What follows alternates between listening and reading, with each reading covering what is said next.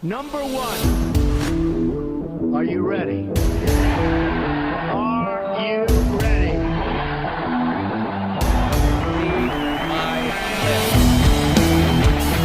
Tremendous show, tremendous success. Hello everyone and welcome to Final Takes. I'm here with the sensational internet sensation, the one and only Hannah O'Flynn. How's it going today? Wow, thank you. I feel honored. I'm great. You should be honored. Not only were you my last interview on Real Fans Real Talk, you are also my first interview on Final Take. So you're a pioneer. I don't know if you know this, but you're going to be part of television history today. Sweet.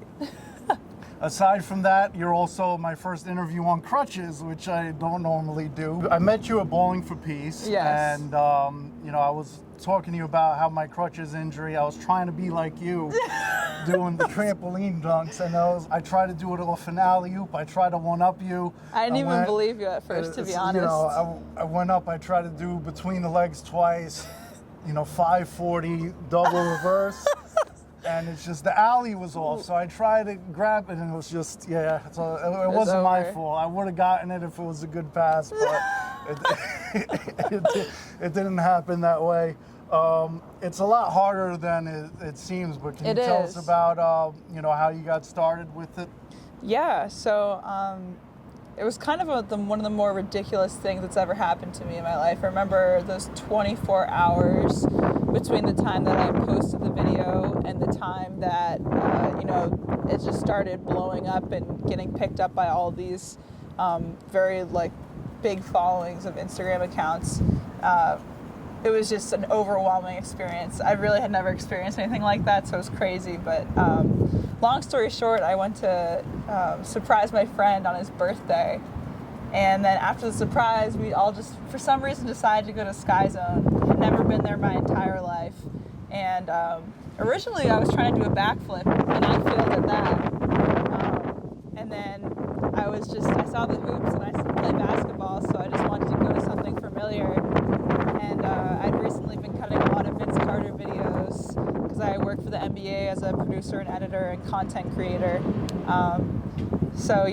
I just did a dunk, didn't think anything of it. One of my friends messaged me because I just put it up on my story, just like, oh, whatever. And they're like, you should post it. And then next thing you know, Team Flight Brothers posts it. Then House of Highlights posts it. And at that time, I think they had 11 million followers or something. So I just never had an experience where I looked at my phone, and whenever I refreshed, it was just all completely new notifications. It was just ridiculous. And then Victor Oladipo gave me a shout out on the dunk, and it was a crazy experience. I really didn't even think the dunk was that big a deal, but apparently it was seen by a lot of people, and some people were surprised and shocked by it. So because people would look at it and think, oh well, it's on a trampoline, and it's easy or something. But a lot of people know the difficulty of it. Sometimes you have it in your head how you're gonna do it, and then it turns out to be something like this. Oh my gosh. You win! You win, young fella! You win! Superman! He wasn't ready. You hate to see it, but also you love to see it. Because it shows that it's not as easy as it looks. It's hard, yeah. I went back to try and reenact it and also do a few other new dunks, and it does actually surprisingly take a lot of form and practice. So I don't know. I think for when there's any haters or anything, I'm always like, can you do it? Is the main question. Exactly. Yeah. Now, you mentioned Victor Oladipo shouting you out. Hannah, what's good? It's Victor Oladipo, Indiana Pacers. I just watched your video of you jumping on the trampoline and doing the 360 between the legs. It's pretty incredible. You're awesome. I need to get some pointers, please. What was that like? How did you feel? Oh my gosh. So the House of Highlights thing already was just crazy. But I remember the moment I saw it, that's when I was like, oh, this is a big deal. This is insane. I mean, it was huge for me because not only is he just like an insanely versatile player, and also, you know, he was an all-star, he was in the dunk competition, but also he's a musician. He's a really good singer, and I'm a hooper and I play the saxophone. Yeah. So it's kind of like that. He didn't even realize it. He was probably just like, oh wow, this girl like did this dunk and she had good form. Like, just gave me a shout out. But for me, it was a big deal because, you know, people like him and Lillard and hoopers who also have like interests outside of basketball, specifically in music, is huge for me. So that was kind of a cool thing to experience. He said that you were incredible, and shortly after that, you did Incredibles, Miss Incredible thing. I didn't even think about Is that a coincidence?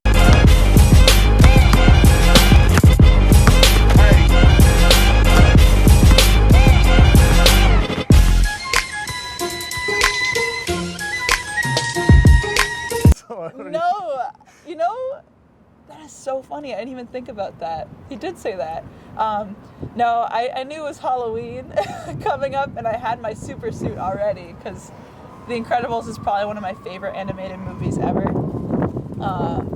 And so I just kind of, I decided that because Halloween's coming up, and since I had all of this engagement and people were tuned in, why not immediately post a video of me kind of like showing off some basketball skills, but also jokingly just wearing the super suit. So one of my really good friends, Ashley, like went out and filmed it for me, and I posted it very recently after I dropped that video. So it was just kind of like when things are hot, you have to react. You can't wait. So Yeah. that was kind of what I was thinking with that, and also I was just having fun shooting a sort of weird super suit video. Well, you definitely are incredible, though. Not only did you attend Bowling for Peace, you also helped fundraise. I noticed that as well. Yeah. Some people just get involved for the publicity for themselves. But Totally. you actually went and gave back, and you also gave piggyback rides. Not to me, otherwise you would have been on crutches. I think I could handle it. It's a little Samaya's Samaya, amazing. yeah, definitely, and you got to see her again in the flag football, Yes. which I was jealous of because I played in the first 2 years and scored a touchdown the second year, and my team always won both years, so I figured, you know, the leg injury, I wasn't ready to come back for that. I was sidelined for it, but you went and saw Samaya again. And Yes. Public service announcement, not to eat our children. That's right. Yeah. Hashtag don't eat our kids. We're some humans, reason- not hamsters.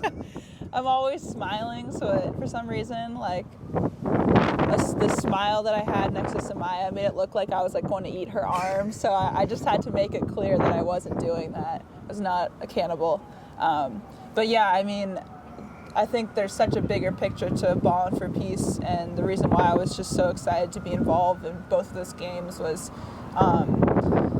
you know, there's so many people that need support and need an outlet for their passions. So in Ballin' for Peace, we were raising money for kids for extracurricular activities. Mm-hmm. And if I didn't have basketball and music, I really don't know where I'd be. And so I really, like, donating and being involved in that was like super important to me.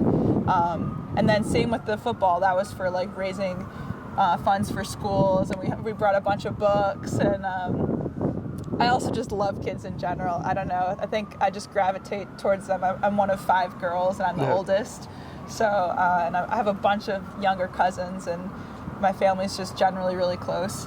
I think it's also partially because I still am a kid a little bit too, so it's just You do have a glowing personality and smile that thanks. lights up the camera. So, and you also have a lot of creativity, obviously, not only with the dunking and the Incredibles. You do all different types of things, like recently Snow Angels on the basketball court. Yes. Who thinks of that?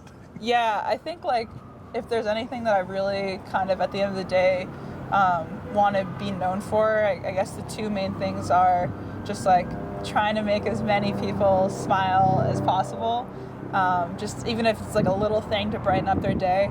I know it sounds super corny, but that's like really actually how I feel. Yeah. And the second is just like, I really don't want to be known for, my looks or anything like that. I really want to be known for being super creative and innovative. And all my videos that I shoot, I direct, I come up with the idea, I edit all of them, I choose the music. So all of it's kind of just based on concepts that I've brought to life. So for me, that's really important. So yeah. Now I know you don't want to be known for your looks, but you do have a creative video with the ball spin. If we could show that to everybody. Oh yeah, there's two. I guess one in a bathing suit, and then one I'm in Sedona, and the sunset was beautiful. That was actually a really big deal for me. That was a little summer project I decided to work on. And basically every single time I worked out, I would, which is almost every single day, for about 10 minutes before or after, I would just practice like spinning the ball and then trying to get that form down. And when I tell you I literally couldn't even spin the ball on my finger a year ago, like I've made so much progress. So I think a lot of people think that skill is just kind of natural, but I really truly believe that it's just like a time commitment, and so like that's just one very, very small example of me just like making sure Well, I'm sure a lot of people were impressed with that video for multiple reasons, because I mean, doing that move in itself, and then the obvious reason aside from that. Yeah. I gotta stay in shape too, you know what I mean? Definitely. You mentioned music before. Music or basketball, what would you pick if you had Oh to choose? wow. Oh my gosh. That's like asking me like what my favorite child is if I had a kid. I can't even answer that. Like I really don't think I could handle not having either. All right, so tell us about the music now. How did you get involved with music? What instruments do you play? Yeah, so I started actually pretty late, at least for the program that they had at my school. In elementary school, they had everyone sort of start in 4th grade. But it wasn't until 6th grade when middle school started that I really just, basically one of the band directors approached me and said, might as well try it. If you don't like it, you can just stop. And I was like, you know what? Sure, I want to go for it. So I was deciding between trumpet and saxophone, and I remember playing both and being like, trumpet seems difficult. It seems like it requires a lot of air. And so I just kind of rolled a saxophone. It felt cool. It seemed like, I could make progress semi-quickly. And then I was lucky enough to have a private lessons teacher who was really talented. And within a year, I started by being super behind compared to everybody else. I really sounded awful. And then after a year had gone by, I tried out for the jazz ensemble, and I made the first saxophone. And then from there, I was in bands with friends. I was in one band in high school. I was in a band in college that was like really close. We ended up opening for T-Pain. And I'm in a band in the city now too. So it's just like something that I've always really loved and enjoyed and been, I don't know, just like I'm always down to jam. So if there's any musicians out there, let me know. Jam sessions with Hannah. Jam sesh, yeah. Rooftop jam sesh. All right, so now let's go back to the basketball career. How did you get started with that? So I feel like I've been playing basketball forever. Like, I don't know if you know the song Basketball Jones, but there's a part where it's like, ever since I was a baby, I've always been dribbling. And like, that's like truly how I feel. I feel like I always, like, from a pretty young age was playing. I think the first league I was in like a YMCA associated league. But my parents threw me in pretty much every sport possible. I remember at one point in middle school, I was probably playing like 7 sports at one time. It was just like softball, lacrosse, track, basketball, soccer. So I was always like a multi-sport athlete. And I think basketball I started taking a lot more seriously, starting like middle school. And then by the time high school came around, it was definitely like really important for me, and just like a really big part of my experience there. And surprisingly, not surprisingly, the other sports I was involved in, soccer and track, were also huge for me too. So it's rare to find 3-sport athletes nowadays. I think, especially in college, I think that's a big thing that's changed between my generation and my parents' generation. Mm-hmm. There's a lot bigger focus on zeroing in and, in order to kind of get recruited, just focus in on one sport. And I don't think it was always that way. So it's interesting to me. I think it's important to have sort of an overall scope. And also just for cross-training and stuff, not to overdo it in one thing. Mm-hmm. So yeah, I've kind of always just been down to try new things and just like keep challenging myself in different ways, if that makes sense. Yep, definitely. Now you mentioned the Basketball Jones song. That was part of the Space Jam soundtrack, I believe. Yeah, Basketball Jones. You were actually rocking a Space Jam outfit when you did a different video talking about the dunk and everything. What do you think about them remaking it with LeBron James? Ooh, I am super curious because Space Jam is just like, it's such a classic. I think I'm very curious to see what they do with it, how they change it up. It has potential to be really good or potential to be pretty bad. Yeah. It's tough to make a sequel, so I think if they make it their own and bring a new light on it, it could do well. I think if they try and be so much like the first one that they're not thinking for their own concepts, I think it's going to be bad. But I'm all for it. I think LeBron's like such a great example of someone who's bigger than basketball. And speaking of Ballin' for Peace and all of these charity-focused things, like, I mean, he just made a school literally focused on, the education of like all of these kids in Cleveland, and that was like a huge deal for a lot of those kids. He does a lot for the community, and he's actually kind of funny on camera too with movies and stuff like that. Yeah, so no, exactly. I think what movie? He was in one movie, and it was actually really. He was like he was like giving advice in some restaurant. He was like someone's best friend. I forget. Yeah, we're thinking of the same movie with. I don't even know who's in it. I can't even remember, but I just remember being like, yo, he was actually hilarious. Yeah. Like, he did a good job. So I think... He forgot his wallet at the restaurant and stuff like that. And then, the sunglasses. Like, you think I'm going to, you drove all the way back for your sunglasses? Like, you think I'm going to go back to Sunglass Hut and pay, like, another $39? Right. No. He's like, you're LeBron James. Like, you have money. Yeah. I just know he's finished filming. He finished this summer because the season's about to start. So, yeah. Full disclosure, I am the former president of the LeBron James Hate Club, but he does well in movies. Like, I just think the LeBron-Jordan comparison really gets me sick. It's like, you hate us because you ain't us. You know what I'm saying? No, it's more the comparisons to Jordan. But that's not his fault. Like, he's kind of a little bit of a crybaby, too, and there's certain things like when he went to Miami and he's like, oh, you all could go back to your regular lives or whatever, throwing a little hate out there for the people hating on him. So, and the decision, he didn't go to the Knicks. So, but that's normal. This is true. No one goes to the Knicks. Not many people I don't choose hate the on Knicks. him too much for that. I feel bad for, we won't go there. But the WNBA, now, were you a fan growing up? When you were younger, or? It's interesting. You'd think I would be because I was all basketball. I went to maybe 2 or 3 games growing up, but I was never super focused on the WNBA, and I really truly wish I had been. I think now after working for the WNBA and the NBA and seeing the impact that these women have on younger female athletes, it's pretty unbelievable, and they truly are so talented.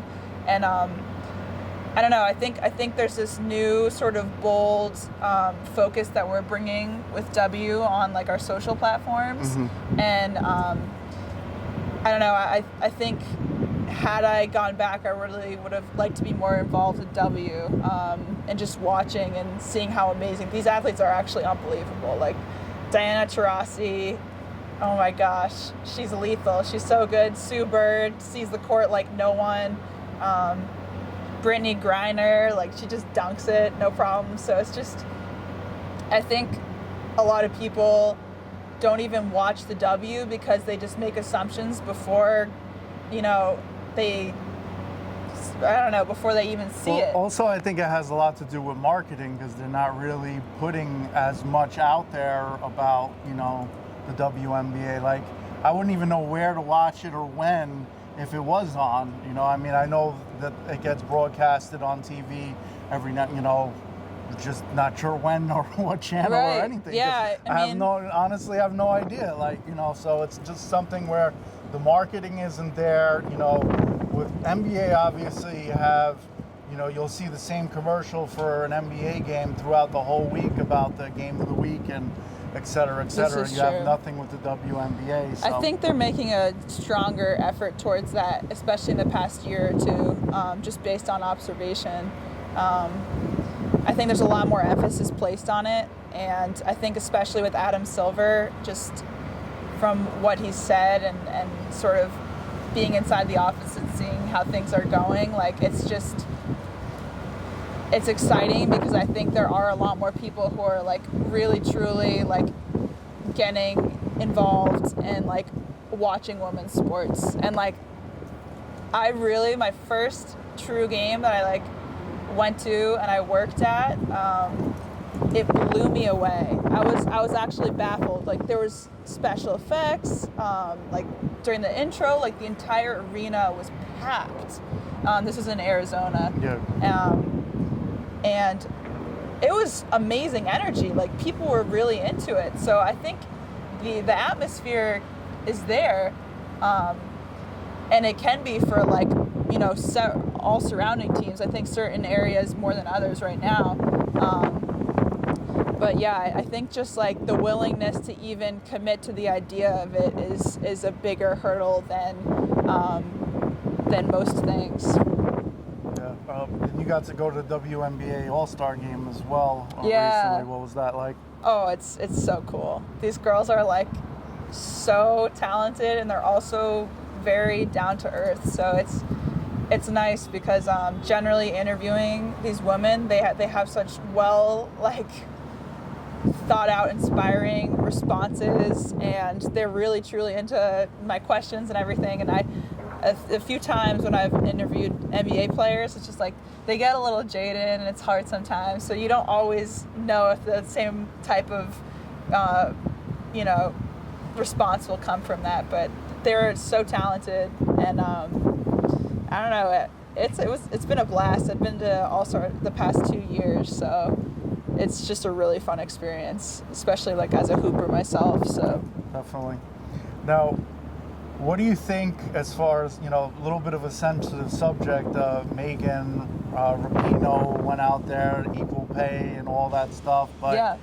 I mean, realistically, if the women paid the same as men, the franchises probably go out of business because, they're not making money. Like the New York Liberty don't sell enough seats to even fill the Garden anymore, which is True. a shame that they have to go to where the Westchester Knicks play. But I think a lot of that has to do with the marketing. But what's your thoughts on Yeah, so that? I guess I have a few thoughts on that. So as far as soccer goes, there actually was a study that came out a few years ago when the women were in, I think it was the World Cup. I don't know. I'm not as observant with soccer, but it basically proved that they actually had more ticket sales than men. Mm-hmm.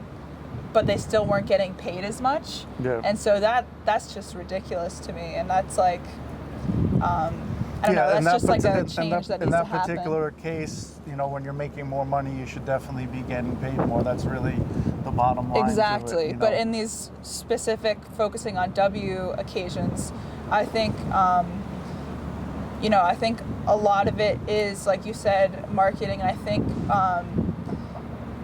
speaking separately from the NBA, like I think it would be great if they placed more emphasis on the players and making sure they do get equal, not even equal pay, but actually truly getting what they deserve, which is more. A lot of these players have to go overseas in order to just make ends meet, and when you can't focus in on your craft because you're just trying to, like, you know, survive essentially, it's tough. And I think there's a few players, actually a decent amount of W players who are doing really well, but it's also based off of brand deals and sort of outside things where they're like the bigger names. Yeah. But yeah, I think a lot more focus needs to be placed on compensating these athletes, but also, you know, as an organization, putting more of an investment into this league if they really want it to thrive. Yeah, I mean, it was before the WNBA, it was only international. I had the pleasure of interviewing one of the pioneers of the WNBA, Teaspoon, who just got the coaching She's so job. awesome. And, you know, she just made the Hall of Fame. Yeah, she talked about how great it was being one of the first to play in Madison Square Garden, and what, you know, she said, I'm sure it's nice for all the other girls, but we were playing in New York City. We were playing in Madison Square Garden. And now it's a shame that they, you know, they're not playing there anymore. I remember I actually went to a game years ago because KTU, the radio station, was giving out tickets by the bank that I banked at. So they, and still, there weren't, it was a playoff game. I think it was 2000, 2001, something like that. And barely anyone in the seats. You know, they're giving away tickets for free for a playoff game. I ended up giving 2 to a dad and daughter, and the daughter was like ecstatic to go to the game. Totally, yeah. Just because I had 2 extra, and they were going to buy tickets at the line. So yeah, I'd say it's like, it is a tough thing. It would be a great experience for younger girls to go too. So it's especially Oh my Madison Square Garden, New York City, the amount of people that are there, the impact that it can make on them going to the game. Yeah, and just now, seeing what these women are one's gonna capable go all the of. way out to Westchester. I mean, Madison Square Garden is, you know, where it's at. Right there. Yeah, no, I think it's hard because you have to look at things, you know, there's so many different perspectives of why it's just like a frustrating thing, but at the same time, you have to be hopeful and think of, instead of like, it's too bad it's this way, think, how are we gonna change this? And also just, you know, there has been some progress that's made, but there still needs to be a lot more. Tag us on Instagram at Final Takes and talk to us about any topic you'd like. We're going to discuss politics, sports, news, whatever you want to talk about. Tag at Final Takes for your chance to be on TV. And even though we talk politics sometimes, you know, hashtag don't hate on Hannah. No, you can hate on me. It's all good. That's how I thrive. I'm used to the haters. You're fueled by the hate? Fueled by the haters.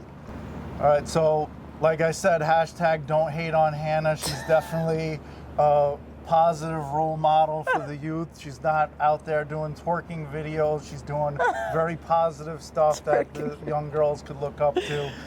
Make sure you're following her on Instagram as well, at @OFlynnStone. And I appreciate you coming on the program. It was a pleasure chatting up with thank you so much. No problem. Tremendous show, tremendous success.